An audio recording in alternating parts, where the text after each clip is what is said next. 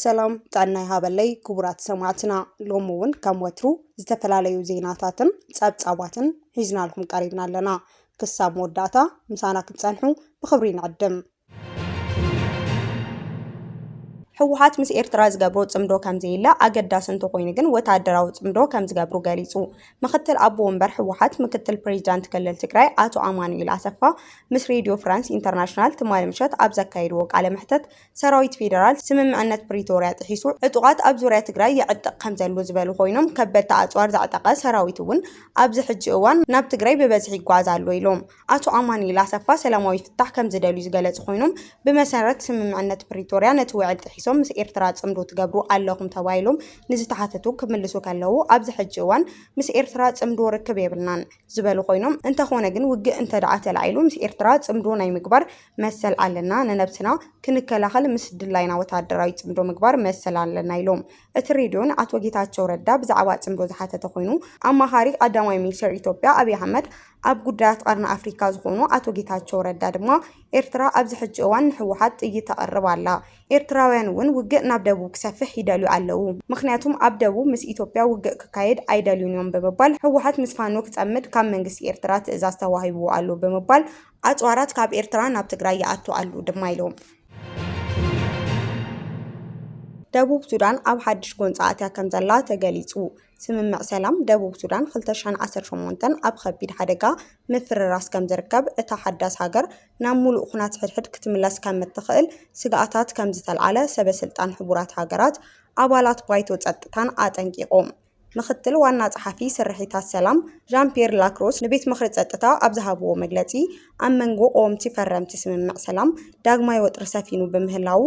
ኣብ ብዙሕ ክፍልታት እታ ሃገር ከቢድ ወጥሪ ከም ዘለውን ገሊጾም ኣብ ዝሓለፈ ሰሙናት ኣብ ደቡብ ሱዳን ብፍላይ ጆንግላይ ኣብ ዝተባሃለ ከባቢ ግጭትን ዕግርግርን ከም ዝወሰኸ ልዕሊ 280,000 ሰባት ከም ዝተመዛበሉ ምንጭታት እቲ ከባቢ ገልጹ ኣብ 2013 ከምኡውን ኣብ 2016 ኣብቲ ከባቢ ንዝነበረ ከቢድ ጎንፅታት ሞትን ንምዝካር ተመሳሳሊ ኩነታት ክፍጠር ዓብይ ተኽእሎ ከም ዘለዎ ዝገልጹ ዘለዉ ናይቲ ከባቢ ምንጭታት ኣህጉራዊ ማሕበረሰብ ኣብ መንጎ ክልተ ተቐናቐንቲ ወገናት ኣዝዩ ፍታሕ ከምጽእ ወሳኒ ምዃኑ ገሊጾም ጊዜያዊ ኣቦ መንበር ናይቲ ስምምዕ ሰላም ዝከታተሉ ዘሎ ኣካል ጆርጅ ኣብ መንጎ እቶም ስምምዕ ዝፈረሙ ወገናት ዝጸንሐ ዝምድና ከም ዝተበላሸወ እቲ ሃገር ዳግማይ ናብ ፖለቲካዊ ወጥሪ ትኸይድ ከም ዘላ ከመልክቱ ከለዉ ቀንዲ ተቃዋሚ ሓይሊ ዝነበሩ ምክትል ፕሬዝዳንት ነበር ሪክ ማቻር ኣብ ትሕቲ ቀይዲ ድሕሪ ምእታዎም እቲ ኩነታት መሊሱ ምኽራሩ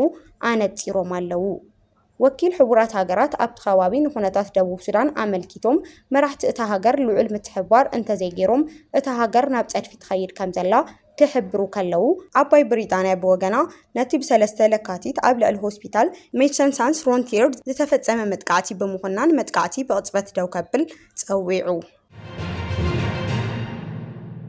ሰራዊት ሱዳን ኣብ ልዕሊ ድሮናት RSF ዕንወት ከም ዘውረደ ገሊጹ ኣብ ሱዳን ኣብ መንጎ ሰራዊት መንግስቲ RSF ዝካየድ ዘሎ ብረታዊ ግጭት ገና ከም ዘይዓረፈ ዝሕብሩ ምንጭታት ሱዳን ኣብ ልዕሊ ሰራዊት RSF መጥቃዕቲ ይሕይል ከም ዘሎ ሓቢሮም ሰራዊት ሱዳን ኣብ ዝሃቦ መግለጺ ኣብቲ ዝካየድ ዘሎ ግጭት ናይ ወጻእተኛታት ኢድ ከም ዘለዎ ብምግላጽ ኣብ ልዕሊ ካብ ወጻኢ ዝመጸ ድሮናት መጥቃዕቲ ምክያዱ ንብዙሓት ሰብ ኣልቦ ነፈርቲ ከም ዘዕንወ ገሊጹ እተን ሰብ ኣልቦ ነፈርቲ ናይ ኤምሬትስ ምዃነን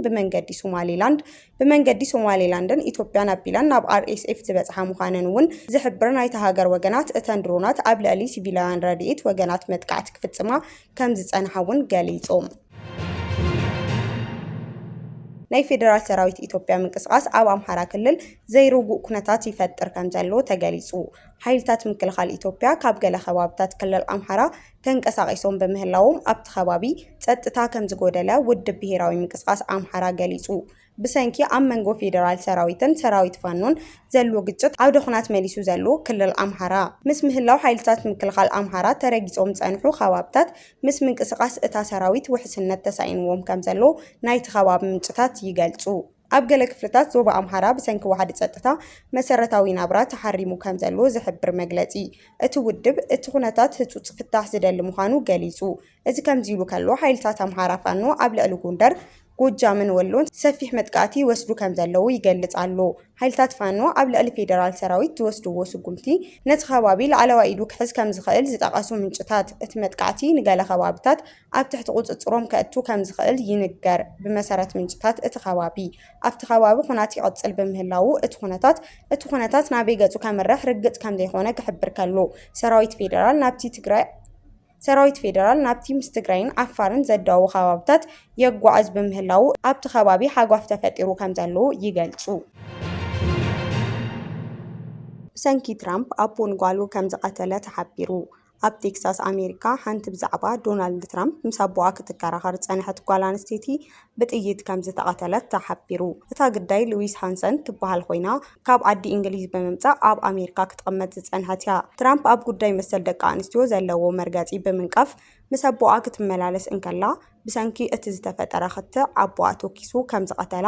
ምርመራታት ይገልጹ። ነቲ ገበን ዝፈጸመ ኣቦ ሉዊስ ክሪስ ሃንሰን ሕማቕ መዓልቲ ምውዓሉ ከም ዝገለጸ ቤት ፍርዲ ነቲ ኩነታት ይከታተሎ ከም ዘሎን ናይቲ ከባቢ ምንጭታት ይሕብሩ። ምምጻእ ዶናልድ ትራምፕ ናብ ስልጣን ክልተ ዓይነት ኣከራኻሪ ጉጅለታት ኣብ ኣሜሪካ ክፈጥሩ ከም ዝደፋፍአ ዝነበሩ ወገናት እቶም ዝድግፉ ይኹን ዝቃወሙ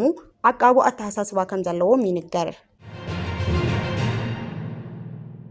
እምበኣርከስ ክቡራት ተዓዘብቲ ነዚ ሰዓት ዘዳለናዮም ዜናታት ነዚኦም ይመስሉ ነይሮም። ብኻሊእ ዜና ክሳብ ንራኸብ ሰላም።